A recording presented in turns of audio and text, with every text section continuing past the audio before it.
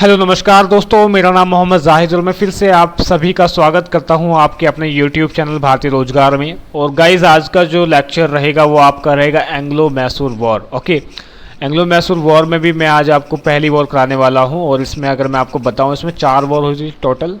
Okay, और 4 में से मैं आज आपकी एक कवर कराऊंगा। ठीक है, अगर मैं टोटल वॉर्स का टाइम पीरियड की बात करूं तो 1767 टू 1799 रहा था। ओके, और अगर फर्स्ट वॉर की बात करूं तो उसका टाइम पीरियड रहा था गाइस 1767 टू 1769। राइट, नोट करके चलिएगा सारी बातें। और अगर मैं आपको बताऊं कि मैसूर वाला रीजन कौन सा होता है कि मैप के माध्यम से, तो देखिए ये जो आपका पिंक पिंक सा हो रखा है ये आपका मैसूर वाला रीजन है। ओके, नीचे मैंने बनाया भी है खुद से एक छोटा सा, आपको मैं समझा देता हूं।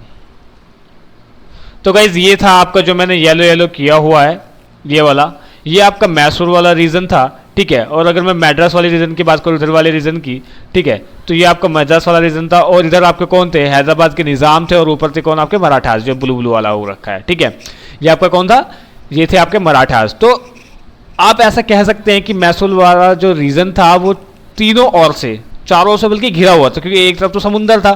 ठीक है, यहाँ पे तो समुंदर फैला हुआ है। अब यहाँ पे इधर मैड्रास, इधर हैदराबाद के निज़ाम, इधर मराठास, तो मैसूर बेसिकली घिरा हुआ राज्य था।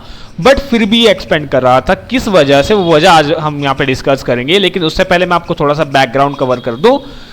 बैकग्राउंड में ये रहेगा कि जो ब्रिटिशर्स थे वो 1757 का बैटल ऑफ प्लासी और 1764 का क्या, बैटल ऑफ बक्सर जीतने के बाद में काफ़ी हैप्पी थे और वो काफ़ी ज़्यादा खुश, मतलब कि इतने ज़्यादा सेलिब्रेट कर रहे थे आपस में, क्योंकि इतनी बड़ी बड़ी बैटल इन्होंने जीती है। और ऑब्वियस सी बात है इनका जो सेलिब्रेट करना वो बनता भी है। राइट, बट गाइज इनके लिए ये जो इन्होंने उस टाइम पे क्या, बैटल ऑफ बक्सर के बाद में क्या बंगाल को जीता था, बंगाल वाला रीजन।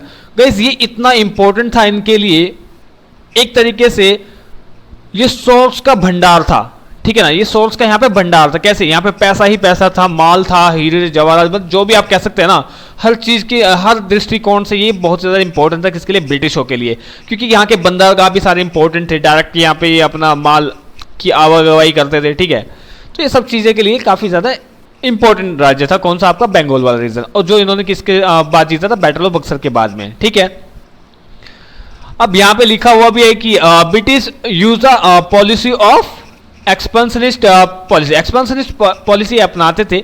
एक्सपेंशनिस्ट पॉलिसी क्या होती है गाइज, राज्य विस्तार नीति। ठीक है, मतलब कि इन्होंने पहले क्या काम किया, पहले तो इन्होंने यूरोपियन को खत्म किया, जो यूरोपियन शक्ति थी। वो क्यों खत्म किया गाइज, क्योंकि ये नहीं चाहते थे कि हमारे जैसे सेम शक्ति हमारे सामने हो और फिर हम उनका सामना करें। क्योंकि इनको अपना क्या करना था, राज्य विस्तार करना। राज्य विस्तार कब हो सकता है, जब हमारे सामने ऐसी कोई शक्ति ना हो जो हमारे जैसी हो। ठीक है, बाकी लोकल राजा को तो हम यहाँ पे कर लेंगे, क्योंकि प्रीवियस मैंने क्लासेस में आपको बताया है कि इनका कॉन्फिडेंस जो है वो कैसे बढ़ा था। वो बैटल्स देख देख करके कैसे कैसे फ्रेंच को देखा इन्होंने, फिर वहां से देखा कि राजाओं की कमजोरी इनके सामने आ गई, फिर इन्होंने खुद भी लड़ाइयां लड़ी हैं और फिर आखिरकार आकर के ये बंगाल वाला रीजन जीत के आ रखे हैं। ठीक है, उससे पहले इन्होंने क्या किया, बैटल ऑफ प्लासी जीता।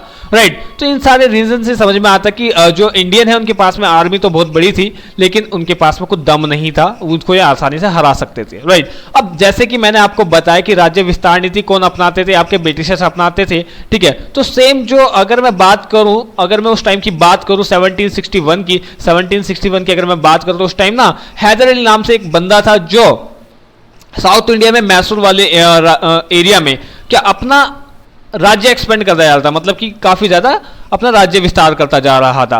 राइट, तो ये ब्रिटिशों के लिए कहीं ना कहीं टेंशन था। लेकिन अभी ब्रिटिश कहां बिजी थे, अपना सेलिब्रेशन में बिजी थे। राइट, अभी वो देखेंगे कि अभी हमें आगे कैसे बढ़ना है। जब उनके पास में जो इंपॉर्टेंट राज्य थे वो सारे के सारे आ गए, अब वो आगे देखेंगे। राइट, और आगे देखेंगे तो उनको तो कौन दिखाई देगा नीचे की ओर। अगर उनको पूरे भारत पे अपना एरिया, पूरे भारत पे अपना कैप्चर करना है, सारी चीजें उनको कैप्चर करनी है ऑल इंडिया में, तो साउथ इंडिया भी तो चाहिए ना। साउथ इंडिया कब तक नहीं कैप्चर हो सकता, जब तक वहां के कोई भी रूरल को वे हरा नहीं देते। अब रूल कौन कर रहा है वहां पे, हैदर अली कर रहा है। अब हैदर अली कैसे रूल करेगा वो भी हम देखते हैं। गाइस यहाँ पे देखिएगा, सबसे पहले बात तो मैंने आपको जैसे कि बताया कि बंगाल वाला रीजन इंपॉर्टेंट क्यों था। इंपॉर्टेंट इसलिए था गाइस कि अगर मैं बात करूं ऑल 100% भारत की, अगर मैं ट्रेडिंग के पॉइंट ऑफ व्यू से बात करूं 100% भारत में से 60% गाइस 60% ओनली कहां से होता था, बंगाल वाले रीजन से होता था। तो अगर गाइस आप ये कह सकते हैं कि पूरे भारत में पूरा 100% में से 60% अकेले का बंगाल से हो रहा है गाइस, तो बंगाल रीजन कितना ज्यादा इंपॉर्टेंट था किसके लिए, ब्रिटिशर्स के लिए। और ब्रिटिशर्स क्या करते थे, सिर्फ अपना फायदा देखते थे, क्या रिवेन्यू जनरेट करके देते थे कि इसको कंपनी को, जो ईस्ट इंडिया कंपनी लेकर के आए थे कहां से, इंग्लैंड से, ठीक है, उसको बस रिवेन्यू जनरेट करके देना था, यही इनका मकसद था। और इस मकसद के सामने जो भी आता था ये उसको उखाड़ करके फेंक देते थे, ठीक है। ये आपका बेसिकली एक अप्रोच होनी चाहिए इसमें, और यही अप्रोच हम रखेंगे। गाइस ब्रिटिशों ने कभी भी नहीं चाहा, कभी भी ये इस बात को नहीं चाहते थे कि कोई भी इंडियन राजा अब रूल करे, मतलब कि वो एक्सपेंड करे, ठीक है। उनका रूल खत्म करने का पूरा नीति था, ठीक है। राज्य एक्सपेंड करते थे क्योंकि इनका राज्य विस्तार नीति चालू हो गया था, राइट। राज्य विस्तार नीति इनका बाद में चालू हुआ, स्टार्टिंग में इनका यहाँ पे कोई भी मतलब कि राज्य विस्तार नीति करने का कोई प्लान नहीं था, मतलब कि यहाँ पे ना रूल करने का कोई प्लान नहीं था इनका, ठीक है। ये नहीं चाहते थे यहाँ पे रूल करना बिल्कुल भी, लेकिन बाद में जब देखा कि यहाँ पे कुछ है ही नहीं है, कोई रूल करने वाला है कि योग्य शासक ही नहीं है कोई भी ऐसा, तो फिर इन्होंने चीजें शुरू कर दी, राइट।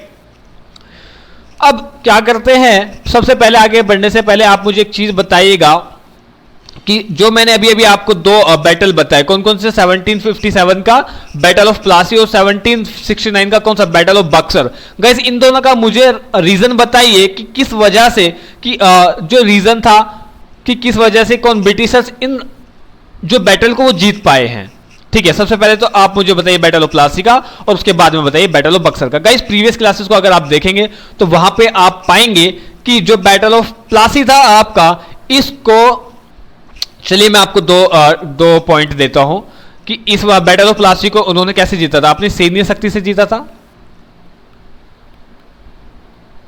सैन्य शक्ति से, या अगर मैं बात करूं गाइस, इन्होंने अपने छल कपट और अपनी राजनीतिक कूटनीति के कारण, अपनी राजनीतिक कूटनीति के कारण जीता गाइस। अब आप मुझे बता सकते हैं क्या इन दोनों में से कौन सा रीजन था?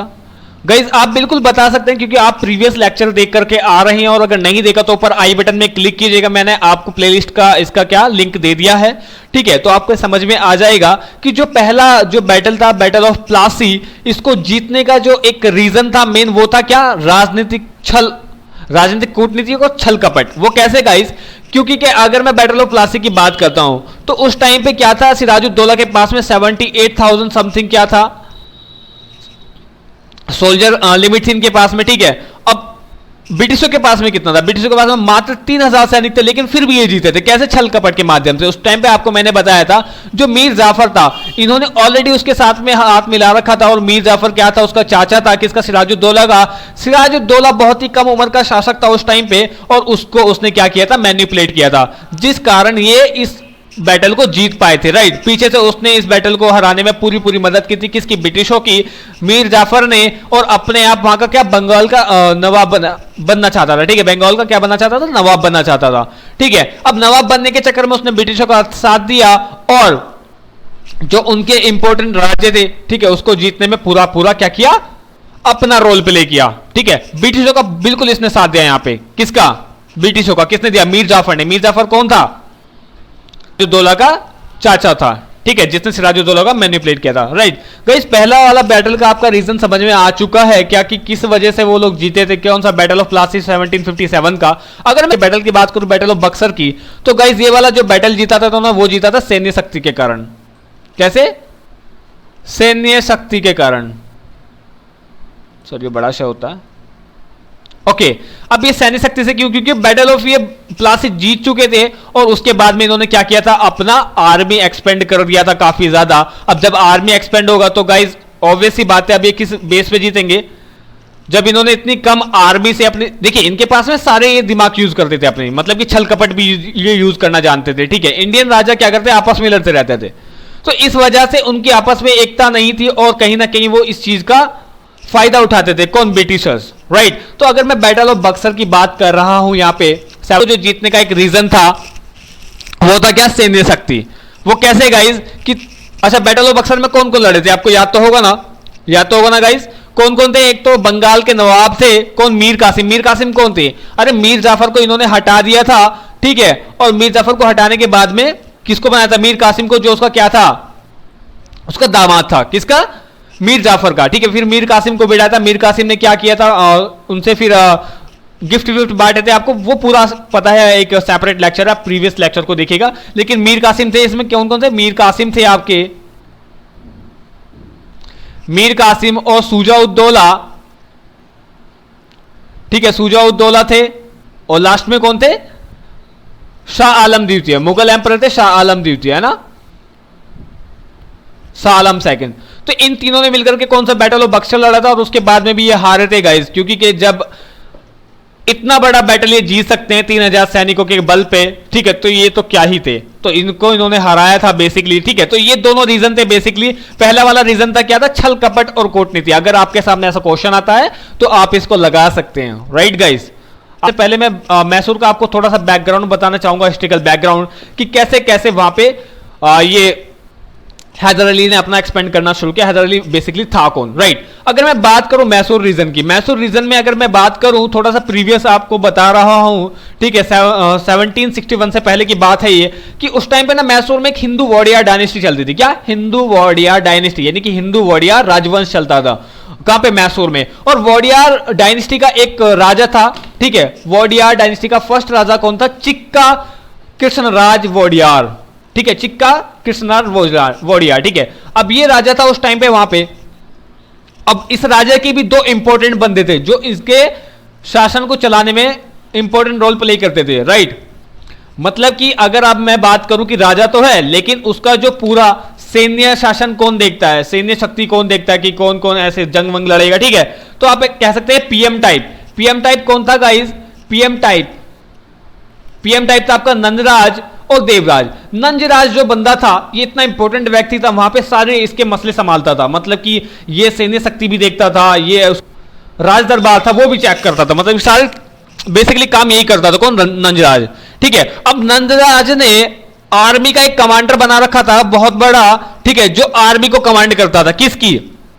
चिक्का की, ठीक है। चिक्का की आर्मी को कमांड करने वाला किसने? नंजराज ने एक आर्मी का कमांडर रखा हुआ था, और उस कमांडर का एक छोटा भाई था गाइस, ठीक है। उस कमांडर का एक छोटा भाई था जिसका नाम था गाइस हैदर अली। उस कमांडर का एक छोटा भाई था, कौन? हैदर अली। हैदर अली बचपन से अपने भाई के साथ जाता था जंग में, और जंग की टेक्निक जानता था, मतलब कि कैसे वॉर होती हैं, कैसे लड़ाइयां लड़ी जाती हैं, ठीक है। ये पढ़ा लिखा नहीं था गाइस, लेकिन फिर भी ये बहुत ज्यादा ग्रेट वॉरियर था। ग्रेट वॉरियर कैसे? क्योंकि बचपन से ही लड़ाइयों में जाता रहा है अपने भाइयों के साथ में, अपने भाई के साथ में जाता था, राइट, क्योंकि कमांडर था इसका भाई। तो गाइस जा जाकर के इसने क्या किया? जंग की पूरी टेक्निक सीखी, और टेक्निक के साथ में ही आगे चल के इसने 1749 में एक जंग लड़ी, ठीक है। उस जंग के बाद में क्या हुआ? ये इंडिपेंडेंट आर्मी का चीफ बन गया, ठीक है। इंडिपेंडेंट आर्मी का क्या बन गया? कमांडर बन गया। कौन? हैदर अली। हिंदू वॉडियार डायनेस्टी में ये एक जंग के लिए गया, और जंग में इसने वो फतेह कर ली, जीत ली बेसिकली, ठीक है। अपने भाई के साथ में गया था। अब इससे राजा इंप्रेस हुआ, और राजा ने इसको क्या बना दिया?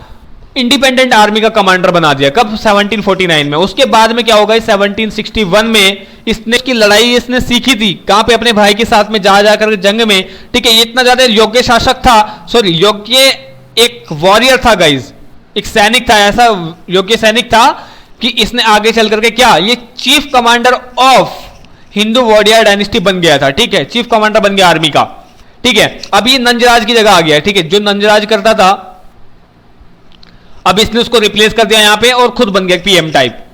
अब गाइस आपको पता है कि पीएम के अंदर सारी शक्तियां निहित होती हैं। अब वो जो राजा था, कौन? चिक्का। चिक्का कितना नहीं चलता, वो सिर्फ नाम मात्र का राजा था, लेकिन वहां पे अब राज्य कौन कर रहा था? हैदर अली कर रहा था, ठीक है। और उस टाइम की अगर मैं बात करूं, ये छोटा मोटा काम करता था, ठीक है। जिस टाइम पे अपने भाई के साथ में जा जाकर के जंग की टेक्निक सीखता था, उस टाइम पे थोड़ा बहुत काम संभालता, यानी कि एक आप कह सकते हैं एक हॉर्समैन का काम संभालता था,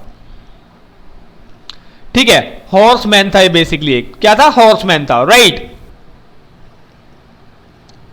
कौन गाइस? हैदर अली।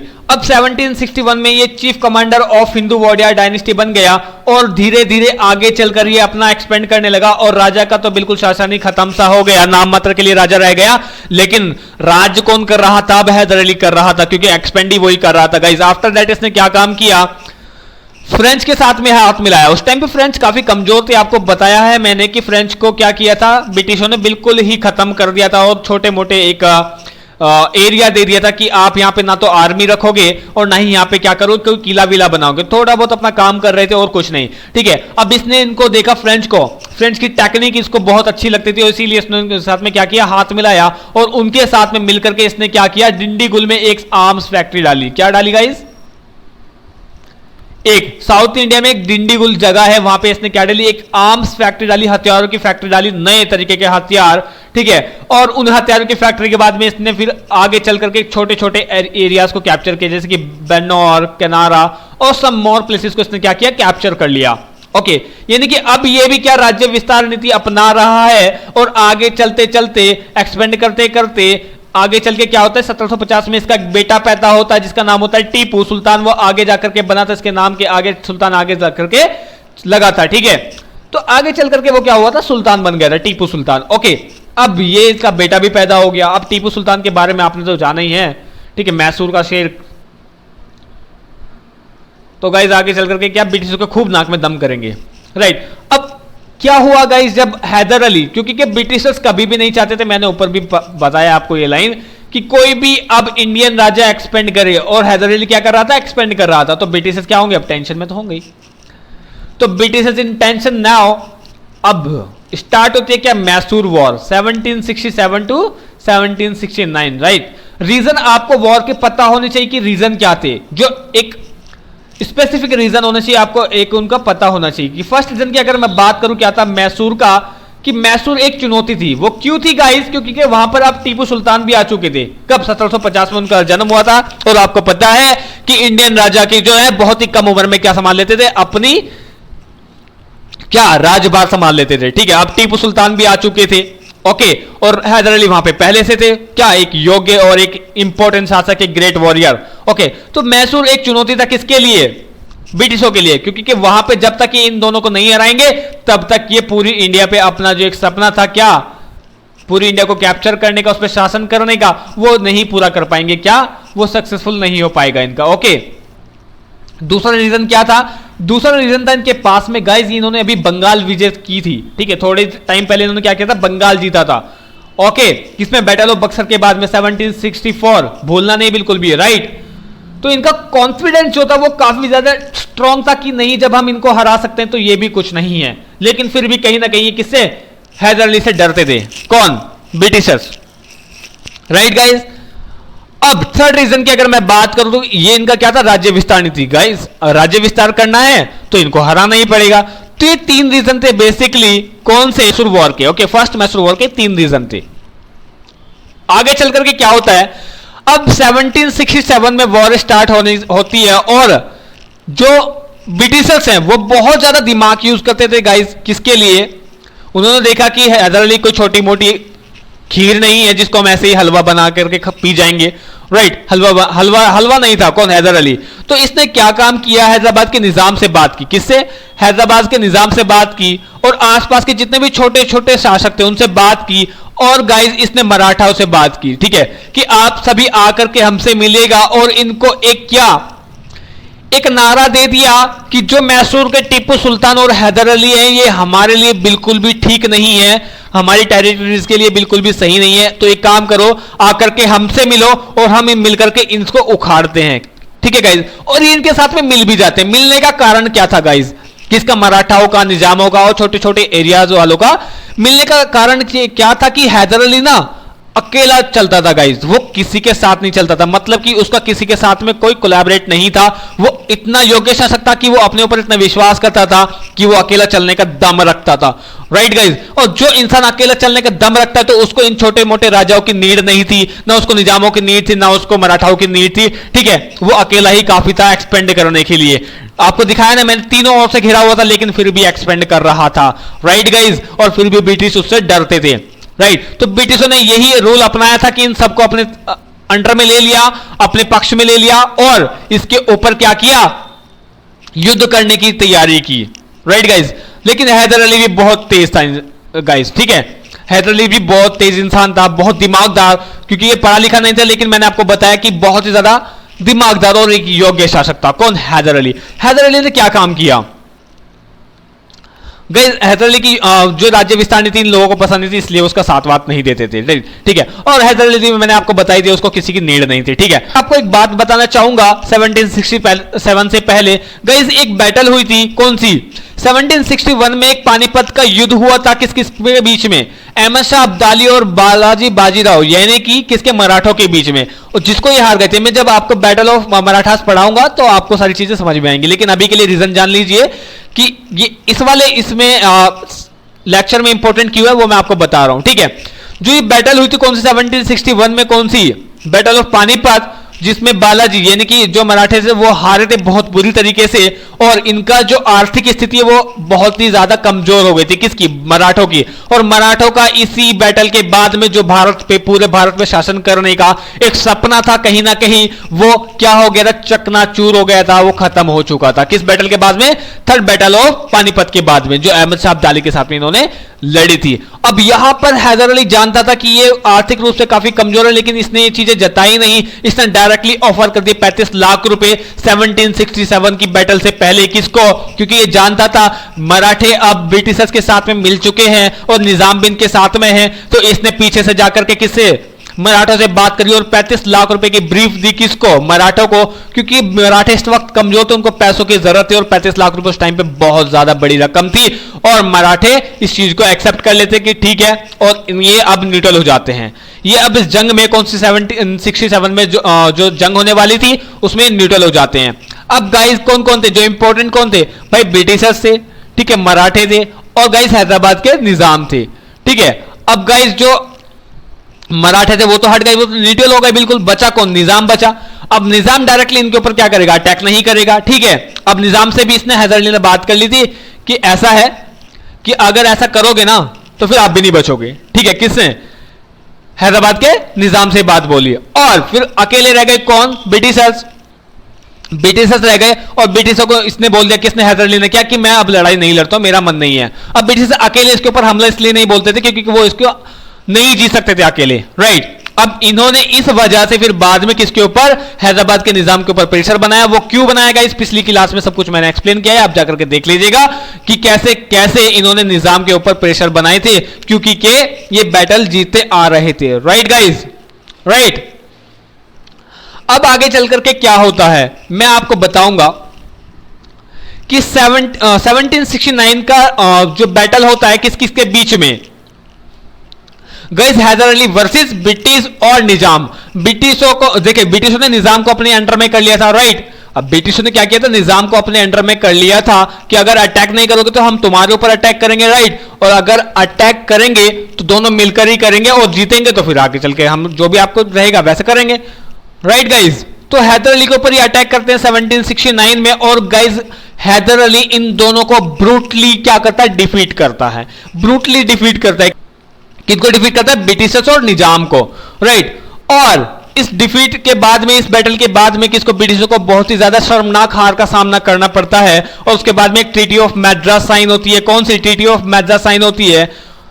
कब? 1769 के बैटल के बाद में, ठीक है, ट्रीटी ऑफ मैड्रास साइन होती है गाइज, ओके गाइज। जिसके बाद में क्या होता है? इस ट्रीटी के अंदर ये बात बोली जाती है कि एक तो रिटर्न टेरिटरीज, ये एक दूसरे की जो टेरिटरीज एक्वायर करके बैठे हुए थे, कौन? ये लोग आपस में, हैदर अली और ब्रिटिशर्स, ये एक दूसरे की ट्रीटी को वापस करेंगे, ठीक है। और ब्रिटिश ने बोला कि यार ये जो आरकोट वाला रीजन है, क्योंकि आरकोट के राजा भी यहाँ पे, नवाब जो थे आरकोट के, वो भी यहाँ पे शामिल थे इसमें जंग में, ठीक है यार, जो आपने इनकी टेरिटरी वगैरह एक्वायर की वो इनको वापस कर दो, ब्रिटिश ने बोला। हैदर अली ने वो भी वापस कर दी इनको, ठीक है। और उसके बाद में क्या एक म्यूचुअल सपोर्ट की बात हुई कि कभी भी मेरे को आपकी नीड पड़ेगी, हैदर अली ने बोला कि आप मेरी मदद करोगे और आपको मेरे सपोर्ट की जरूरत पड़ेगी तो मैं आपको सपोर्ट करूंगा। और इस ट्रीटी के बाद में, इस ट्रीटी के साथ ही ये कौन सी? बैटल ऑफ मैसूर समाप्त हो जाती है, यानी कि मैसूर वॉर अब यहाँ पे क्या हो जाता है? इस ट्रीटी के बाद में एंड हो जाता है, ओके गाइज, आई होप कि आपको ये सेशन इंजॉयबल लगा होगा और समझ में आया होगा। अगर गाइज समझ में आया है तो गाइज हमारे चैनल को प्लीज सब्सक्राइब कीजिएगा, वीडियो को लाइक कीजिएगा जरूर गाइज, वीडियो को लाइक किए बगैर मत जाइएगा अगर समझ में आ रहा है, और शेयर कीजिएगा वीडियो को, राइट, ताकि दूसरे का भी भला हो सके और हमारी जो फैमिली है वो इंक्रीज हो सके। और अपना जो सुझाव है हमें यहाँ पर भेजिएगा, ठीक है, कैसे कैसे आप इसमें इंक्रीजमेंट चाहते हैं कीजिएगा इंस्टाग्राम पर। Okay, well thanks for watching this video guys, thanks for watching this video.